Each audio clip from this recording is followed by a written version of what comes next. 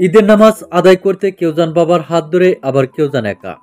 এছাড়াও অনেক পরিবারের পুরুষরা ঈদানন্দ ভাগাভাগি করতে একসঙ্গে যান ঈদগাহে। গুলশানে নিজের ফ্ল্যাটে বাবা মায়ের সঙ্গে থাকেন ডালিউড কিং শাকিব খান। তাদের নিয়ে শাকিব খানের ব্যাচেলর লাইফ।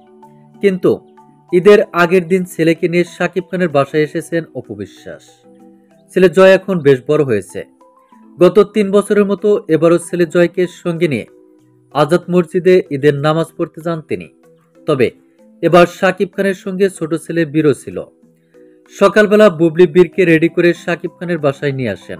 দর্শকদের জানালেন ছেলেদেরকে নিয়ে ঈদের নামাজ আদায়ের অনুভূতির কথা।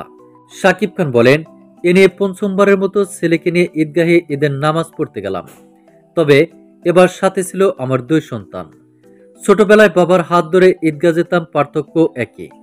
আজ আমার হাত ধরে আমার ছেলেদেরও আমার বাবার একসাথে ঈদের নামাজ আদায় করা। বাবার বয়স হয়েছে, সপ্তাহে একদিন এখনো মসজিদে এসে নামাজ পড়েন। আর ঈদের নামাজ তার মসজিদে পড়া চাই। তাই আমরা 3 প্রজন্ম একসাথে ঈদের নামাজ আদায় করলাম।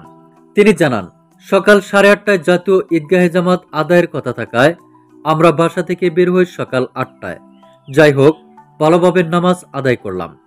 নামাজ শেষে কোলাকুলি করলাম। বাবা ছেলে ইমাম সাহেবের সঙ্গে দেখা করলাম।